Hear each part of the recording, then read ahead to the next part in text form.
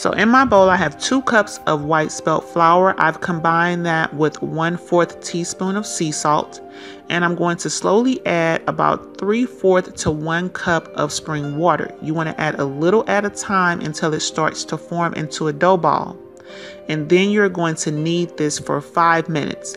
I'm using a stand mixer, but you can knead this by hand for 5 minutes. Then you want to cover it and let it sit for 30 minutes. So while your dough is resting, you want to add 1 cup of peaches along with 1 tablespoon of onions to a sauce pot.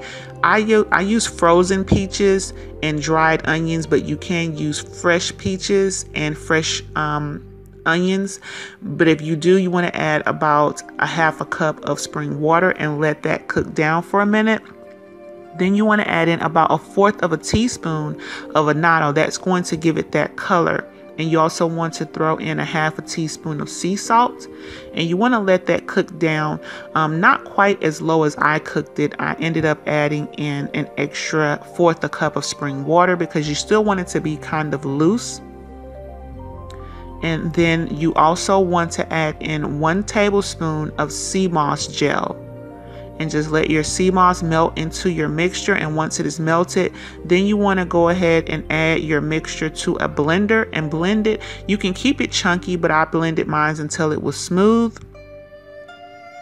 And once your mixture is nice and smooth, or the consistency that you want it, then you want to add it back to your sauce pot and add in 2 tablespoons of key lime juice. This is also when you can add in cayenne pepper if you want to, maybe about 1/8 teaspoon, but that's optional. You can also add in red pepper flakes, but I just stirred that in with the key lime juice and let it cool off, and then I skimmed the foam off of the top, and this is what it looks like. And you just want to let that cool down. I added mine to some mason jars, and I just let it cool down completely.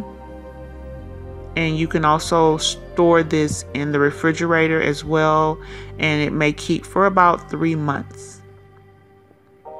And so now I'm going to work on the filling for our egg rolls. So I have about 1/2 of a medium-sized onion that I'm sauteing in a little bit of grapeseed oil.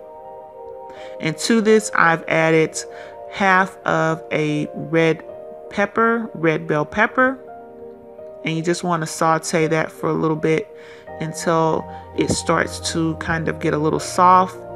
And then I'm adding in some trumpet. You can use trumpet, oyster mushrooms, king oyster. I'm using king oyster mushrooms. And I'm just going to saute that. I probably had about 3 cups there. And I've also added in 1 cup each of squash. I'm using, well, actually that's butternut squash and zucchini. So I'm just mixing that together, and I've added 2 tablespoons of toasted sesame seed oil, and I've added in about 1 teaspoon of ginger, a little bit of sea salt, and I'm just cooking that together. And the toasted sesame seed oil and ginger will really give it a nice flavor, so you definitely want to add that and whatever other ingredients you prefer. And you want to cook it down until it starts to dry out. And at the end, add in your green onions, which is optional. So I have separated my dough into the size that I want my egg rolls to be, and I rolled it to about this thickness. It's just kind of as thin as you want it to be, but this is about how thick I rolled mine out.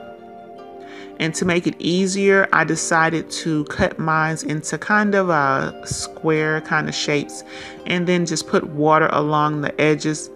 You see me here doing it on the tip, but just do it on the whole entire edge. It'll make it a lot easier. And then you want to add your dough kind of crossways like that, and then take one end and you just want to fold it over. Mine's is kind of sticking a little bit, but you want to fold it over like this. And then you want to get the 2 ends that are on the sides, and you want to fold those over on top of each other. And so it will look kind of like this, kind of like an envelope. And at that point, then you can just roll it over and seal it, and this is what it will look like. And you just want to repeat that process until you have all of your egg rolls ready.